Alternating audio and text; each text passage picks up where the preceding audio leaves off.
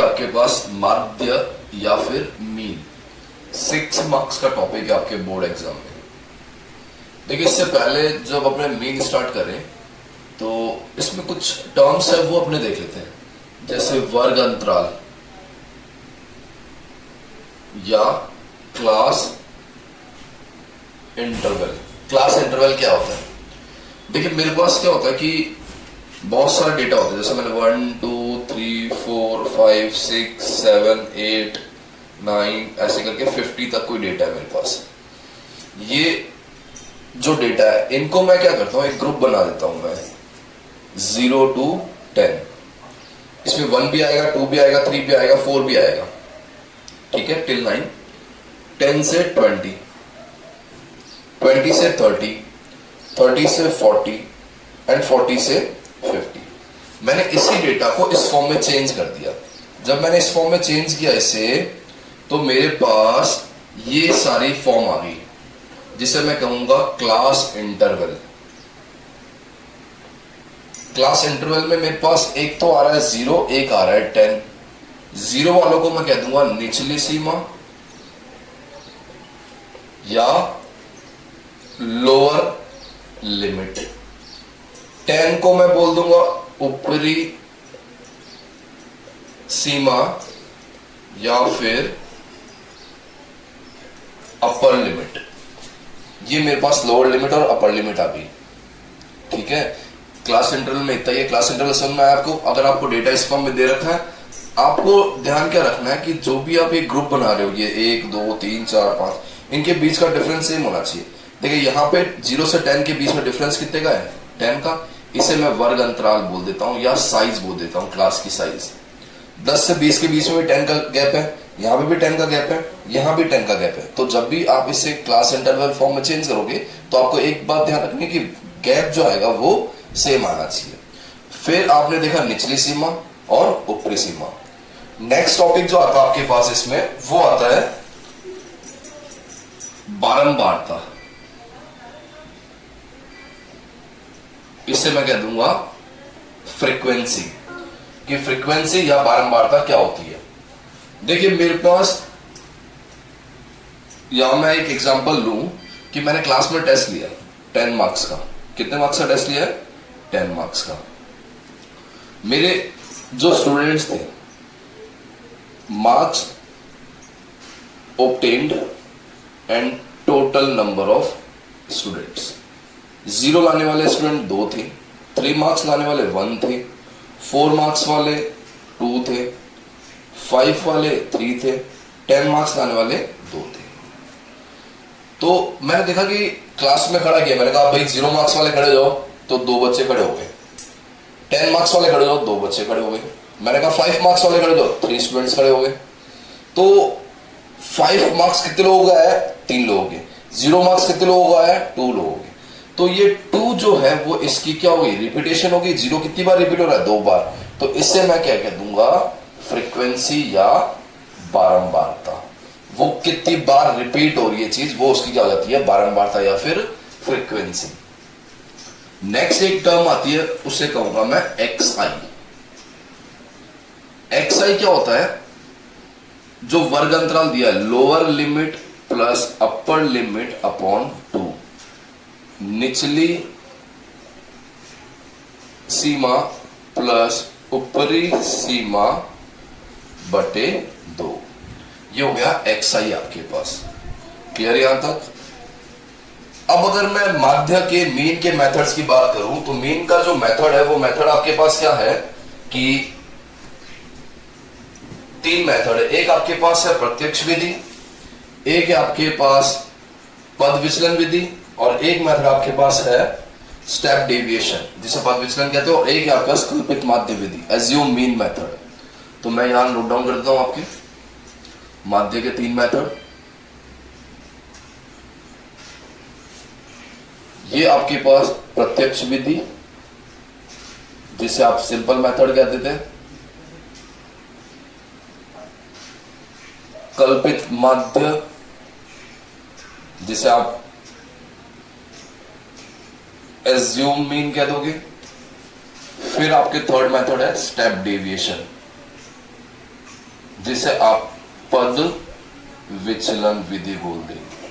ये 3 मेथड आपके पास माध्य ज्ञात करने के, एवरेज ज्ञात करने के। अब 3 मेथड है, तो इससे पहले 3 मेथड स्टार्ट करें मैं बता दूं आपको कुछ और चीज कि अगर मैंने एक डेस्टिनेशन दी कि भाई साहब आपको गोकुल सर्किल पहुंचना है,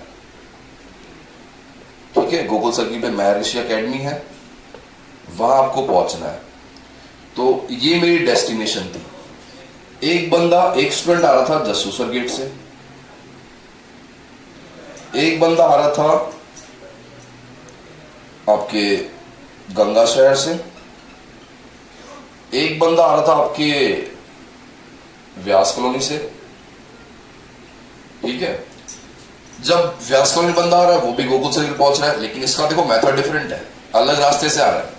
जसूसर गेट वाला भी अलग रास्ते से आ रहा है, पहुंच रहा महर्षि एकेडमी है। गंगा शहर वाला भी अलग रास्ते से आ रहा है, पहुंच रहा महर्षि एकेडमी है। डिफरेंट मेथड है, लेकिन पहुंच क्या रहे हैं, सेम, डेस्टिनेशन सेम है। तीनों मेथड डिफरेंट है, लेकिन फाइंड क्या करना है, माध्य। तो तीनों मेथड से अगर मैं माध्य ज्ञात करूंगा या मीन ज्ञात करूंगा या एवरेज निकालूंगा तो आंसर सेम आएगा। अगर आंसर सेम आ रहा है तो ही आपका क्वेश्चन सही है, आंसर सही है, अदरवाइज आपने रॉन्ग किया है। तो ये तीनों मेथड है, बट तीनों मेथड जो आंसर आएगा वो आपका सेम आएगा। मैं स्टार्ट करता हूं फर्स्ट सिंपल मेथड। माध्य को आप डिनोट करोगे एक्स बार से।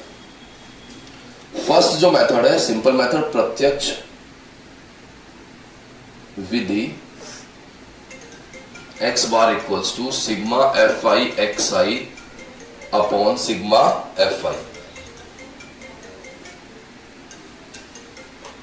अब यहां एक नई चीज मिली, सिग्मा।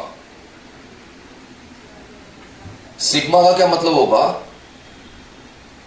एडिशन। जिसके भी आगे ये सिग्मा लग जाता है इसका मतलब आपको वो क्या करना है, जोड़ना है, एडिशन करना है, ठीक है। ये है प्रत्यक्ष विधि। मैं क्वेश्चन लेता हूं, देखिए क्लास इंटरवल आपको दिया है सी आई 0 to 10, 10 to 20,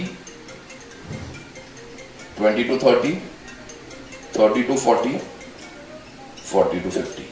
ये क्लास इंटरवल दिया आपको। फ्रीक्वेंसी जो दी आपको, बारंबारता जो दी है,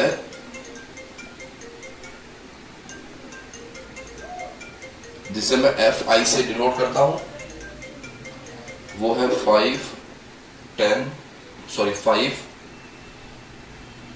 35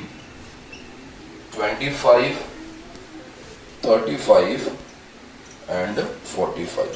ये आ गया आपकी बारंबारता। ये क्वेश्चन ने दे रखा है आपको, ठीक है। अब मैं फॉर्मूला देखता हूं सिंपल मेथड का, F I x I, F I sigma f I, sigma किसके आगे लगा है, एफ आई के आगे, ये लगा दिया सिग्मा। अब मैं इसे ऐड करता हूं, तो जब मैं ऐड करूंगा तो मेरे पास देखो कितना आएगा, 15 प्लस 35, 50 हो गया ये, 50 प्लस ये कितना हो गया, 30, 30 प्लस 45, सॉरी 50 प्लस 30, 80, 80 प्लस 45, 125 आपके पास आ गया सिग्मा एफ आई। अब साहब आपको चाहिए एक्स आई, एक्स आई तो है नहीं अपने पास, एक्स आई निकालना पड़ेगा, तो आप एक्स आई निकालते हैं। एक्स आई का फॉर्मूला आपको पता है, निचली सीमा प्लस ऊपरी सीमा upon 2, lower limit plus upper limit upon 2, 0 plus 10 upon 2, 5, 10 plus 20 upon 2, 15। अब देखो इनके बीच में गैप कितने का चल रहा है, 10 10 का चल रहा है। आप इनके आगे बस 10 ऐड करते जाओ, 5 प्लस 10 15, 15 प्लस 10 25, 35, 45 आ गया सर आपके पास। पहले 5 फिर 10 15, 15 प्लस 10 25, 35 और ये 45। क्लियर, आप इसको ऐड करके देख लो, 40 प्लस 50 कितना होगा, 90, 90 अपॉन 2 45 आ गया आपके पास एक्स आई। फॉर्मूला क्या कर रहा है, F I x I, F I x I. F I x I का मतलब क्या होता है, इन दोनों को मल्टीप्लाई करना, एफ आई को एक्स आई से। तो 5 इंटू 5 कितना हो गया, 25, 15 into 15, 25 into 25, 35 into 35 and 45 into 45।